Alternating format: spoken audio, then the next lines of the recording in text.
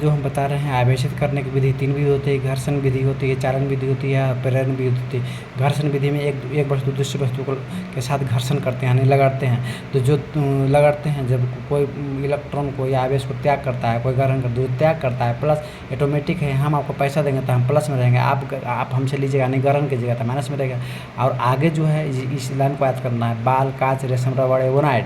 तो बाल पर क्या होगा, प्लस, कांच पर क्या होगा, रेशम, कांच, रेशम, रबड़, एवोनाइट। जो आगे हुआ जिसमें क्वेश्चन आएगा कि बाल आगे एवोनाइट के बीच में घर्षण कराने से बाल पर उत्पन्न आवेशता होगा प्लस। आइए पूछता बाल और रेशम के बीच में रेशम पर आवेश कौन सा उत्पन्न होगा, तो माइनस होगा, क्योंकि पीछे ही देखिए माइनस है, आगे प्लस है। यदि ये पूछता कांच और रेशम, आप पूछता कि कांच पर कौन सा आवेश, कांच और रेशम के लगाने पर घर्षण करने के बीच कांच पर कौन सा आवेश उत्पन्न होगा, तो वही प्लस, क्योंकि ये आगे है, ये दोनों की तुलना में क्या है, ये आगे है, हो गया।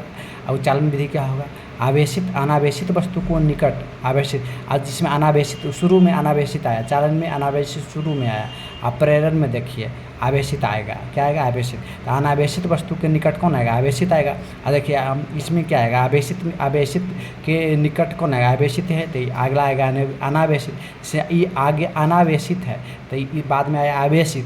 इसमें प्रेरण में आवेशित है, तीन आएगा अनावेशित। यानी अनावेशित में कोई चार्ज नहीं है, तो आवेशित में प्लस रहेगा, तो अनावेशित माइनस ग्रहण करेगा। यानी वही बोला कि अनावेशित वस्तु के निकट आवेशित वस्तु के निकट रखते हैं तो अनावेशित वस्तु पर विपरीत प्रकृति का आवेश उत्पन्न होता है। तो स्वाभाविक चीज़ है, आवेशित पर प्लस रहेगा तो इसका विपरीत उत्पन्न होगा, माइनस अनावेशित में। अधिक प्रेरण विधि में आवेशित में प्लस होगा, तो अनावेशित वस्तु रखते हैं तो क्या होगा, अनावेशित वस्तु के विपरीत प्रकृति का आवेश उत्पन्न होगा। यानी आवेशित माइनस में है तो अनावेशित में कि कौन उत्पन्न होगा, उसका विपरीत क्या होगा, तो यदि आवेशित माइनस में है तो अनावेशित में प्लस होगा। यदि मान लीजिए प्लस में है तो अनावेशित पर कौन सा चार्ज आएगा, विपरीत बोल रहा है, विपरीत प्रकृति का बोल रहा है, तो विपरीत प्रकृति का बोल रहा है, ये क्या होगा, यदि माइनस है तो प्लस, यदि प्लस है तो माइनस। ओके, कल जो हम पढ़ाएंगे आवेश का गुण पढ़ाएंगे। आज आवेशित करने का विधि आज बता दें, 3 विधि, घर्षण विधि, चालन विधि और प्रेरण विधि।